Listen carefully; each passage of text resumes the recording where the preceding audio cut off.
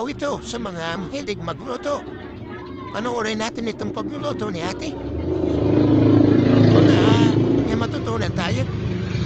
Pag magustuhan natin, pwede nating layahin, guys. O, lagay niya yung mantika.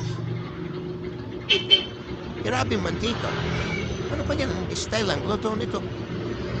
Ito, parang ano ito. Sa Bisaya, humba.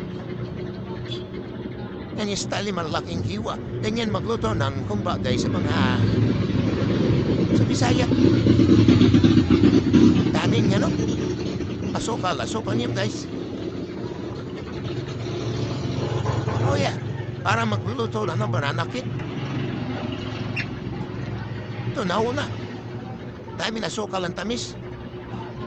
Ano, lagay niya na. Agad. Unas ng kamay. Yan ang importante, guys, yung malinis yung lagi yung kamay. Para hindi madumihan yung ating luluto. Ayan ang ginagawa ni Ate Tina mo. Meron siyang tubig dyan sa... Ano na yan? Ako nakaready. Yan inhugas ang lahat yung mga ano niya.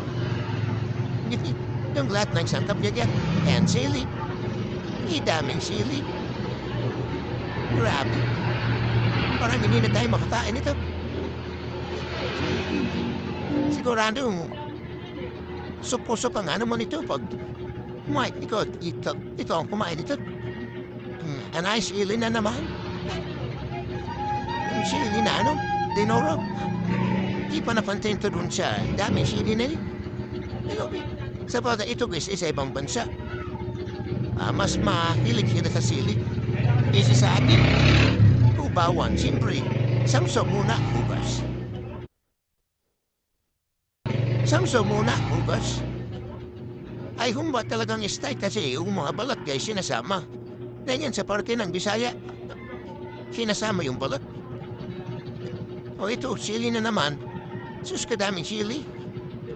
Ano ito, baka sili na naman to. Daming pampalasa.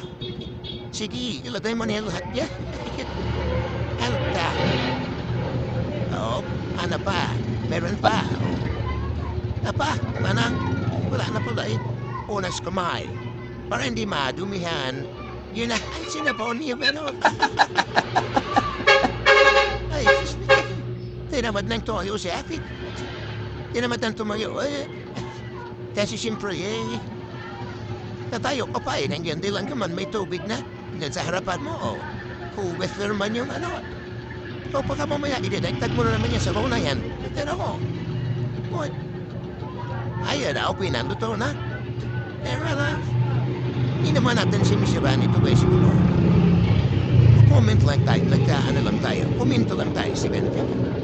Yung style ang pagluluto niya. Sarap.